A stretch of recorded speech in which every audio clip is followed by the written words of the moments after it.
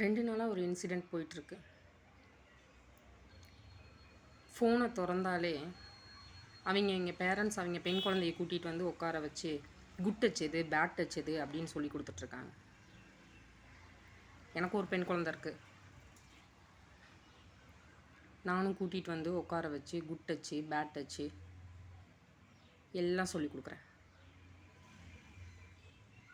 அவள் பிறந்ததுலேருந்து இப்போ வரைக்கும் சொல்லி கொடுத்துட்ருக்கேன். ஒவ்வொரு இன்சிடெண்ட்டுக்கும் சொல்லி கொடுத்துட்ருக்கேன். நான் என் குழந்தைக்கு சொல்லி கொடுத்துட்டேன். ஆனால் என் குழந்தைங்கள ஏதாவது பண்ணுறவனுக்கு யார் சொல்லி கொடுப்பா? யாரும் சொல்லி கொடுக்கலையா? அந்த நாய்ங்களுக்கெல்லாம் யாருமே சொல்லி கொடுக்கலையா? அது ஒரு குழந்தை, அந்த குழந்தைய தொடக்கூடாது, ஒரு பொண்ணை தொடக்கூடாது, ஒரு பொண்ணை தொட்டால் தப்பு, அந்த ஒரு பொண்ணுக்கிட்ட இப்படி தான் பிஹேவ் பண்ணணும், யாருமே சொல்லி கொடுக்கலையா? ஆனால் நான் என் குழந்தைக்கு சொல்லி கொடுப்பேன்.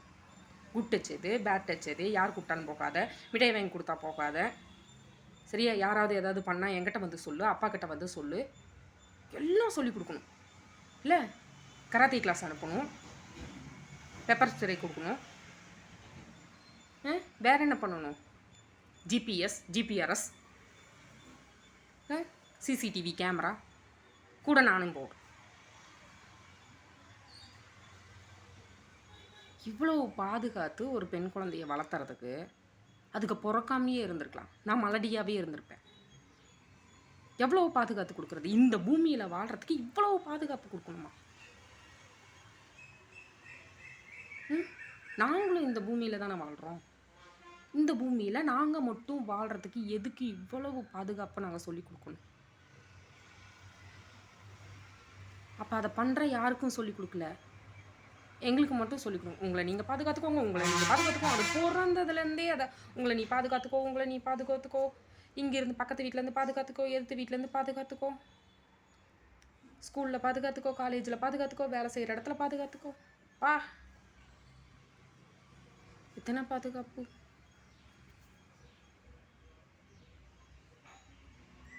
ஆண்களே இல்லாத உலகத்துக்கு நான் எங்கே போவேன்? என்ன இன்சிடெண்ட் நடந்தாலும் என்ன நடந்தாலும் இந்த பூமியில் தான் வாழணும், இங்கே தான் வாழணும். நாளைக்கு காலையில் ஸ்கூலுக்கு அனுப்பும்போது ஒரு வேன்காரோ ஒரு ஆட்டோக்காரோ தான் வந்து கூட்டிகிட்டு போவார். அவரை நான் நம்பணும்,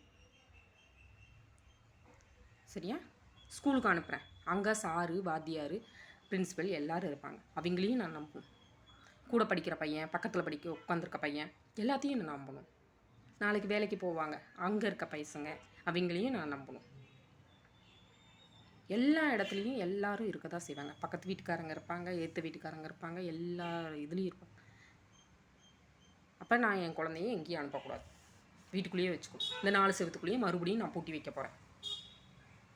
இல்லை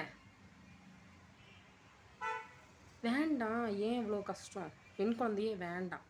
ஏன்ப்பா நீங்களும் பாதுகாக்கிறதுக்கு கஷ்டப்படுறீங்க? நாங்களும் ஏதாவது இன்சிடெண்ட் நடந்தால் உங்களை வந்து எங்கள் குழந்தைங்க பாதுகாப்பு கொடுங்கன்னு ஏன் கெஞ்சிட்டு இருக்கோம்? பெண்களே வேண்டாம், நீங்களே இருந்துட்டு போங்க. மீண்டும் நான் சொல்கிறேன், மீண்டும் அந்த பெண் குழந்தைங்களுக்கு கள்ளிப்பால் ஊற்றி கொள்ளுவாங்கள்ல, அந்த கலாச்சாரத்தை கொண்டு வந்துடுங்க. பிறந்தா கொன்றுட்டோம். எவனோ எப்படியோ இழுத்துட்டு போய் இப்படி சித்திரவதை பண்ணி சாவடிக்கிறதுக்கு நாங்களே கொண்டுடுறோம். ஏன்? எவ்வளோ வலி தெரியுமா அது உங்களுக்கு?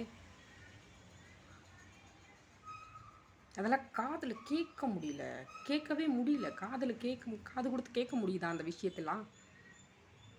மனசு அவ்வளோ வலிக்குது.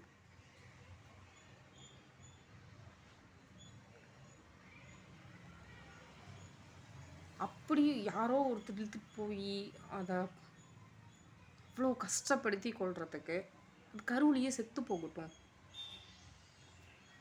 ஏன் இவ்வளோ ராணா கொள்கிறோம்?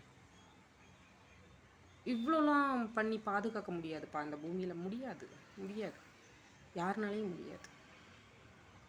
யார்கிட்ட போய் கெஞ்சுறது? அப்பா சாமி நீங்கள் கொஞ்சம் பாதுகாப்பு கொடுங்க, அப்பா சாமி நீங்கள் கொஞ்சம் பாதுகாப்பு கொடுங்க. என்னப்பா பூமியில் பொண்ணுங்க வாழ்கிறதுக்கு எல்லாத்துக்கிட்டையும் பிச்சையாக எடுக்க வேண்டியது இருக்குது. பிச்சை எடுக்கிறோமா?